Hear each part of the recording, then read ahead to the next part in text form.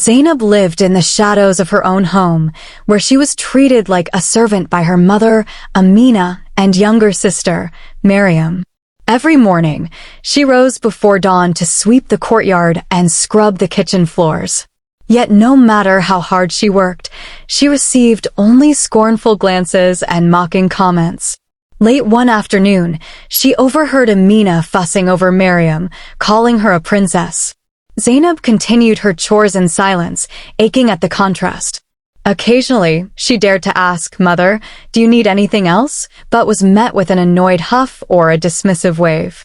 When neighbors visited, they doted on Mariam's beauty and grace, while Zainab quietly refilled their teacups. No one noticed the tired sadness in her eyes. "Why am I never good enough?" she wondered. Despite the despair, she resisted crying, fearing it would confirm her mother's belief that she was weak. At night, in her cramped little room, she gazed through a small window at the stars. In those moments, she dared to imagine a world where she mattered. Unknown to her, fate had begun its slow, determined turning, nudging her toward a path no one in that household could have predicted. One day, a wealthy suitor named Khalid came to assess Mariam for marriage. Amina buzzed with excitement, decorating the living room and dressing Mariam in fine silks. Zainab was ordered to remain out of sight unless summoned. Carrying a tray of sweet tea, she tried not to catch Khalid's attention. As she turned, her foot caught on the edge of the rug, and she stumbled forward. Hot tea nearly spilled onto Khalid's expensive robes. Instantly, the room fell silent. Khalid gave a short, scornful laugh. "And who is this clumsy maid?" he said, eyebrows raised.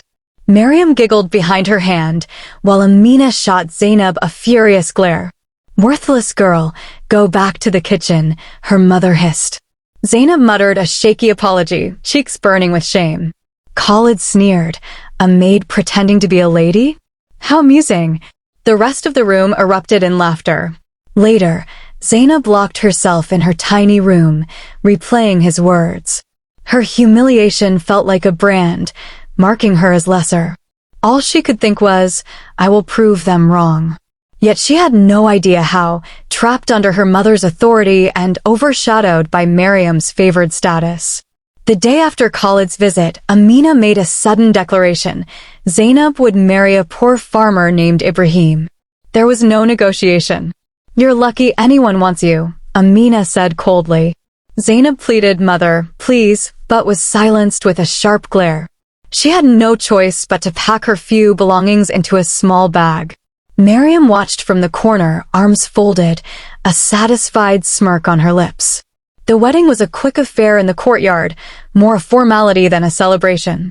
Amina barely concealed her relief at ridding herself of Zainab. Once the simple vows were exchanged, she ushered Zainab into a rickety cart alongside Ibrahim. As the cart jolted down the dirt road, Zainab's eyes brimmed with tears. She clutched her bag, thinking of how Khalid had laughed at her. All she wanted was a chance to prove her worth, yet here she was, being sent away like an unwanted parcel. Occasionally, she stole a glance at Ibrahim. He seemed kind, but his eyes carried uncertainty. "This is my fate," she wondered, silent anger simmering beneath her sorrow. "Even if everyone sees me as worthless, I refuse to remain so." Ibrahim's home lay on dry, cracked land. The small hut had a straw roof and a single room. Zainab took it in with a heavy heart. She had expected a modest life, but not such hardship. Ibrahim offered a tentative smile. "I know it's not much," he said, "but I'll do my best." She busied herself with chores, waking early to fetch water from a distant well. The donkey cart rattled as she navigated dusty paths, her muscles straining with each trip. Back home, she cooked simple meals, mostly lentils or stale bread. Though Ibrahim helped in the fields and never raised his voice, she couldn't shake her resentment at being married off like a burden. Sometimes, at dusk, he would show her the few sprouts that managed to break through the parched soil. "If we work hard," he told her, "we can make these crops thrive." She nodded but said little. Alone each night, she mulled over her humiliations. She remembered Mariam's smirk, Amina's dismissal, and Khalid's scorn. Beneath her fatigue, a spark of determination flickered. She wanted more from life than endless drudgery. She just didn't know how to grasp it yet. Slowly, Zainab noticed Ibrahim's gentle nature. He never demanded her servitude, never mocked her. One morning, she woke to the smell of warm porridge. "You do most of the work," he said softly, offering her a wooden bowl. "Let me help." It was a kindness she'd rarely experienced. They settled into a routine. She cooked and cleaned, while he tended the struggling fields. Though she still felt trapped, she appreciated that he spoke to her with respect. When she mentioned new recipes or ways to preserve food, he listened intently. One afternoon, after a scorching day, he discovered her on the verge of tears. Taking a seat beside her, he said, "I know you didn't choose this life." "I'll never hurt you, Zainab." The sincerity in his voice moved her. For the first time since leaving her mother's home, she allowed a small measure of hope. She could endure a meager life if it came with genuine respect. Yet she could not erase the lingering anger at how she'd been cast aside. Deep down, she longed for an opportunity to show everyone, her mother, her sister, and especially Khalid, that she was far more than a servant's shadow. Weeks later, Amina and Mariam visited unannounced. Zainab's heart sank when she saw their fancy cart approach. They sauntered around the tiny farm, faces twisted with disdain. "This is where you live?" Mariam asked, kicking at the dry dirt. "I'm amazed you haven't starved." Amina gave Ibrahim a dismissive glance. "At least you aren't complaining," she said. But Zainab always was the ungrateful one. Zainab pressed her lips together, anger surging. She remembered how effortlessly they had discarded her. As Mariam paraded her silk dress, she scoffed, "You look awful, sister." "Are you even bathing?" Zainab clenched her fists. The final blow came when Mariam flicked dirt at Zainab's feet, a cruel grin on her face. Unable to bear it, Zainab fled to a nearby patch of trees. She could hear their laughter echoing in her mind. "Why do they delight in hurting me?" she wondered, tears threatening. The forest's shade offered a moment of solace, but she seethed with a desire to break free. Little did she know, someone was about to appear, a figure who would plant the seeds of ambition in her wounded heart, forever changing her path. Panting from her desperate flight, Zainab slumped against a tree, tears burning her cheeks. "I hate them," she whispered, pressing a hand to her trembling lips. "I hate how they treat me like nothing." A gentle voice broke the silence. "Hate won't free you, child." Zainab jerked upright, startled. An elderly woman stepped from behind a thick trunk. Her silver hair was coiled in a loose bun, and her wise eyes shone with kindness. "Who are you?" Zainab asked, sniffing. The woman introduced herself as Nana, just a traveler who noticed Zainab's sorrow. "I sense you are more than you believe," Nana said, offering a hand. Unsure why, Zainab confided in her, recounting the years of neglect, the humiliation, and her forced marriage. Nana nodded solemnly. "You are not a servant," she said, voice firm. "You are a queen, but you must first build your throne." Zainab blinked, perplexed. "What throne?" Pressing a small pouch into her hand, Nana whispered, "Inside these seeds lies potential. Plant them, nurture them, and see what grows. Seek me again when you need guidance." Before Zainab could question further, Nana slipped away, leaving behind an echo of possibility that pulsed in Zainab's heart. That evening, Zainab opened the pouch Nana had given her. Strange seeds and a few coins lay inside, each labeled with names she didn't recognize. Intrigued, she showed Ibrahim, who suggested they plant these unique seeds. If they grow, he reasoned, they might sell well at the market. Zainab hesitated. "The market?" "I've never sold anything," she admitted. Ibrahim only smiled. "Why not try?" Stirred by Nana's words, Zainab mustered courage. She gathered vegetables, the odd seeds, and leftover crops from Ibrahim's fields. Together, they traveled to the bustling village market. Surrounded by merchants hawking spices, fabrics, and trinkets, she felt both fear and excitement. Taking a shaky breath, Zainab set up a modest stall. At first, people walked by without glancing. But she persisted, calling out prices, offering samples. A few curious passers-by stopped, intrigued by her exotic seeds and fresh produce. By sunset, they had earned enough coins to cover the day's expenses and a small profit. Her heart raced with newfound pride. "I did it," she whispered, feeling a spark ignite inside her. She recalled Nana's words, "You are a queen." Perhaps, just perhaps, she was finally stepping onto a path that led beyond being someone's servant. News of a determined young woman selling unusual crops reached many ears, including Khalid's. Curious and still arrogant, he arrived one busy market day, spotting Zainab at her stall. She felt a chill run down her spine as he approached, flanked by servants. "So it's true," Khalid drawled, eyeing her spread of herbs and seeds. "You've become a vendor?" Zainab met his gaze, refusing to bow her head. "I'm building a livelihood. Are you here to buy, or to belittle me again?" His mocking laughter drew attention from nearby shoppers. "You think you've become important?" he said. "This is a far cry from real influence. Don't get ahead of yourself, little maid." Though her hands trembled, Zainab felt Nana's words echo. "You are a queen." She squared her shoulders. "Laugh if you will, Khalid. Return in a year and see who owns this market." The boldness of her statement momentarily stunned him. Then he scoffed, delusional. "We'll see if your pride survives." With that, he turned, leaving behind a swirl of whispers. Zainab exhaled, adrenaline coursing through her. She had thrown down a challenge in public. Whether out of fury or courage, she now had no choice but to fulfill her daring promise. Zainab channeled her anger into determination. She studied market trends, noting which goods sold best and where gaps existed.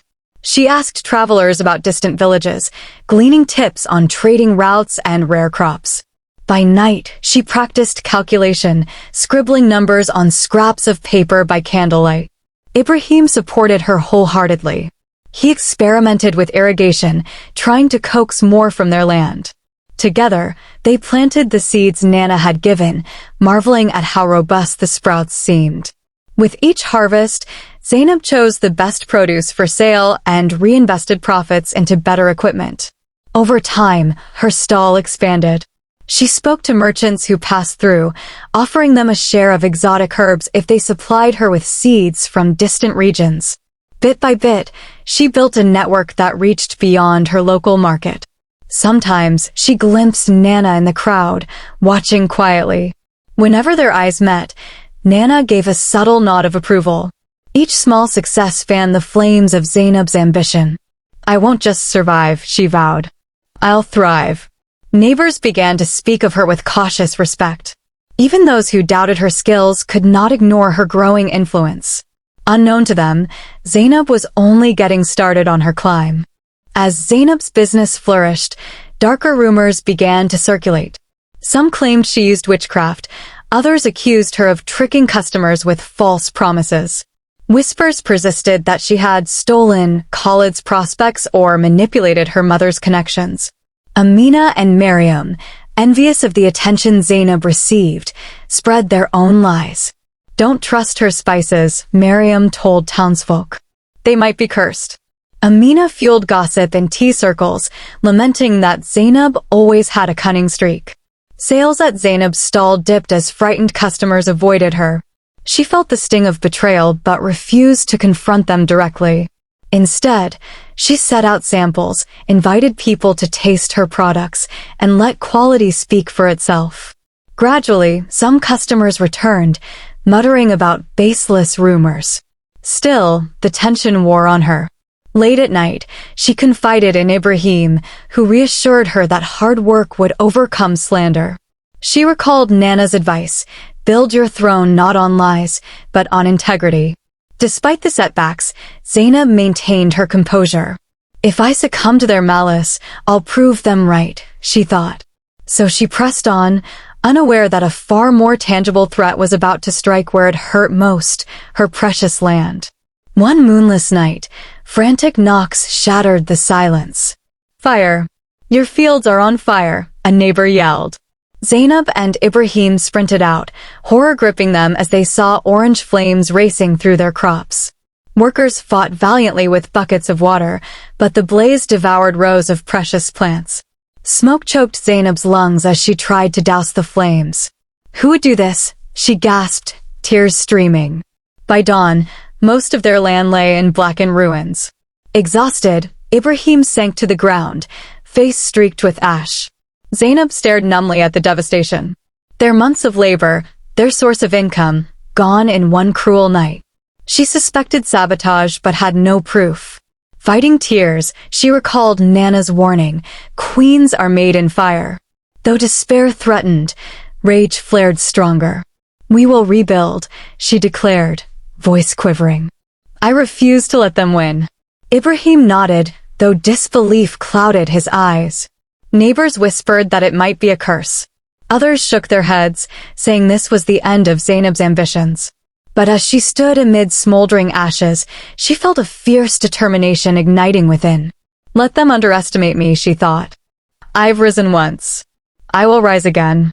Despite the charred fields, Zainab refused defeat. She scraped together savings, purchased fresh seeds, and hired extra hands. We work twice as hard, she told Ibrahim. We plan again. Skeptics called her foolish, but she pressed on. The rebuilding process was grueling. She and Ibrahim cleared scorched debris from dawn till dusk. Laborers carted away ash, preparing the soil for new life. Some travelers, moved by her plight, offered rare seeds in exchange for future produce. Slowly, green sprouts emerged from the blackened earth. We have to protect these, Zainab said, installing rudimentary fencing and keeping watch at night. As the fields flourished, her reputation recovered. People marveled at her resilience, whispering, she rose from the ashes, literally. Nana appeared one afternoon, surveying the regrowth with quiet satisfaction. She offered no elaborate praise, just a soft nod. Zainab smiled, understanding that her true validation lay in her own resolve. Business at the market soared again. Merchants sought her goods, impressed by the story of her farm's rebirth. Each sale funded further expansion. Though she sometimes relived the horror of those flames, she used that memory as fuel. This time, she vowed, she would become so strong no enemy could burn her dreams away. Sultan Abdul ruled the land from a grand palace, where rumors and success stories frequently passed across polished floors. Whispers reached him of a woman who had defied poverty and sabotage to build a thriving trade in exotic crops. Intrigued, he summoned a trusted aide. Bring this merchant to me, he commanded. I wish to see her wares. A royal messenger found Zainab at her farm, presenting a sealed invitation. Heart-pounding, she gathered her finest herbs and spices. Ibrahim traveled with her, both awed by the capital's towering gates and marble columns. Inside the palace, they were guided into a spacious chamber lined with ornate tapestries. Sultan Abdul, dressed in rich robes, sat upon a gilded throne. Zainab bowed low, presenting her goods for inspection. Ministers hovered nearby, intrigued by her poise. The Sultan sampled her spices, eyes lighting up. Your crops are remarkable, he praised. You supply them despite droughts and fires? Impressive. Zainab explained her efforts, from irrigation experiments to trade partnerships. He nodded thoughtfully. I see wisdom in you. After a brief consultation with advisors, Sultan Abdul offered her a contract to regularly supply the palace. Voice trembling with gratitude, Zainab accepted, unaware of how drastically her life would change with that single agreement. For the official signing, Zainab returned to the palace, heart fluttering as she crossed marble hallways. She clutched a small chest of her best spices, determined to make a strong impression. Ibrahim waited in an antechamber, offering silent support. Sultan Abdul received her in a more intimate audience chamber, joined by key court advisors. A scribe unrolled a scroll detailing their agreement, from delivery schedules to payment terms. Zainab carefully read each line, mindful of every clause. Are these conditions acceptable? The Sultan asked. Zainab nodded, dipping a quill in ink to sign her name. The finality of it sent a rush of exhilaration through her. Court attendants looked on, some with curiosity, others with skepticism at her rapid climb. Afterward, the Sultan motioned for her to speak about her farming methods. She described nighttime watering, seed rotation, and how she connected with distant traders. He listened intently, occasionally asking pointed questions. Satisfied, he commended her determination. As she exited, a court official handed her a small royal emblem, symbolizing the palace's trust. Zainab paused in the grand corridor, marveling at the distance she had traveled, from her mother's neglected daughter to a supplier of kings. No one, she thought, will doubt me again. Not long after, Zainab returned to her old village with a caravan of goods bearing the royal seal. Word spread quickly, Zainab has come back, and she's dealing with the Sultan. Villagers flocked to see her wagons, filled with exotic spices and fresh produce. Amina and Mariam emerged to witness the spectacle. They stood frozen, eyes wide. Mariam's luxurious dress paled next to the dignity Zainab carried. Amina's mouth quivered as she approached. "Zainab, you've truly become someone," she said shakily. Zainab's memories flashed. The day she was married off like a burden, the dirt Mariam had thrown at her feet, Khalid's mocking laughter. Now crowds parted for her, treat her with respect. A guard announced, "Make way for Lady Zainab."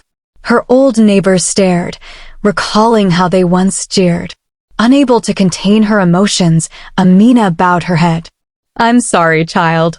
I was blind to your worth." Tears glistened in Mariam's eyes, though she remained silent. Zainab felt the years of pain swirling within her. "I forgive," she said quietly, "but I don't forget." Amina knelt, sobbing, while Mariam looked away. For the first time, they realized Zainab's strength was unshakable. She had transcended the humiliation they once delighted in. Amina sought a private moment with Zainab behind the market stalls. In hushed tones, she spoke of regret.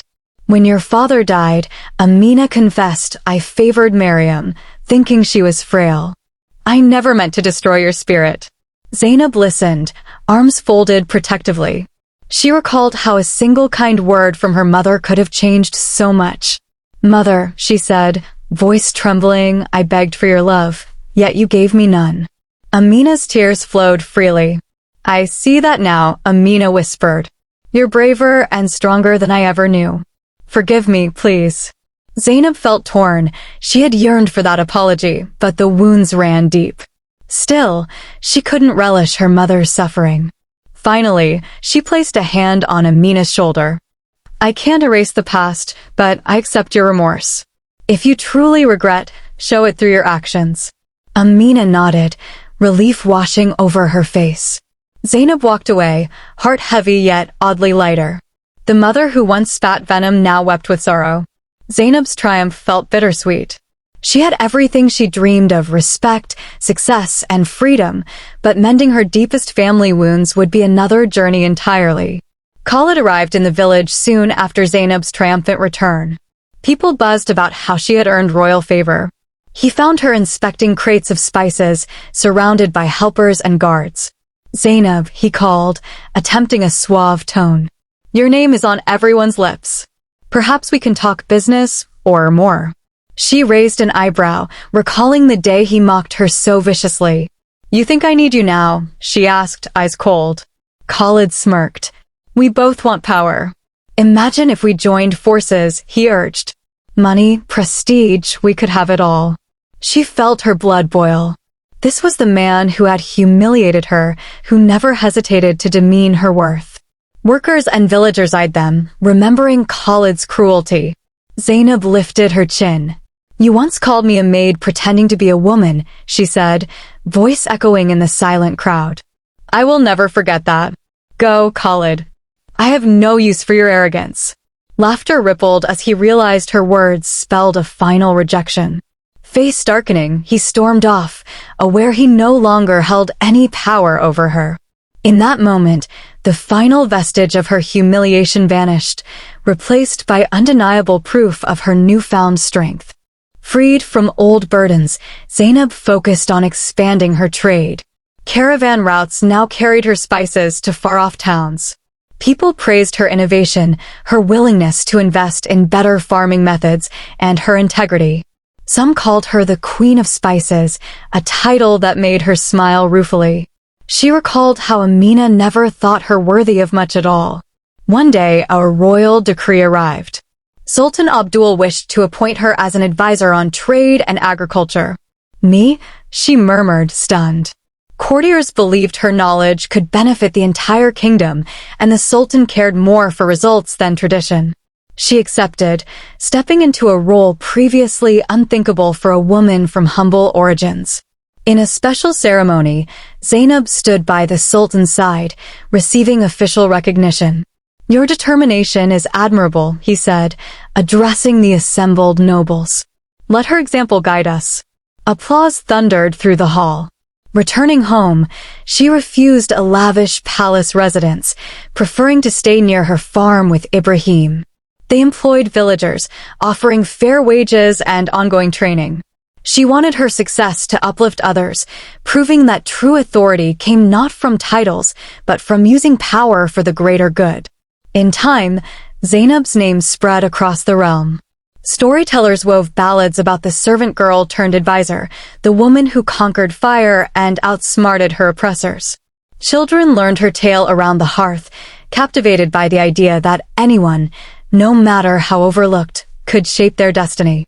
She never forgot the night she met Nana, who appeared on occasion, smiling silently at Zainab's accomplishments. She thought of Amina's tears, Mariam's jealousy, Khalid's arrogance, and the moment she held the royal contract in trembling hands. Each event had forged her resolve, transforming hardship into the steel of her will. When she walked through her flourishing fields at dusk, she saw more than crops. She saw symbols of resilience. The ashes that once blanketed the land had given way to rows of vibrant green, evidence that ruin could yield renewed life. Amina and Mariam gradually moved toward reconciliation, learning from Zainab's willingness to forgive. Ibrahim remained her steadfast partner, proud and supportive. And though she bore no crown, people called her queen, recognizing the grace she carried. She had proven that true power rose from dignity, courage, and a willingness to defy limitations. And so, in every corner of the kingdom, Zainab's legend lived on, a beacon of hope for the oppressed, and a reminder that anyone can become a queen. The end.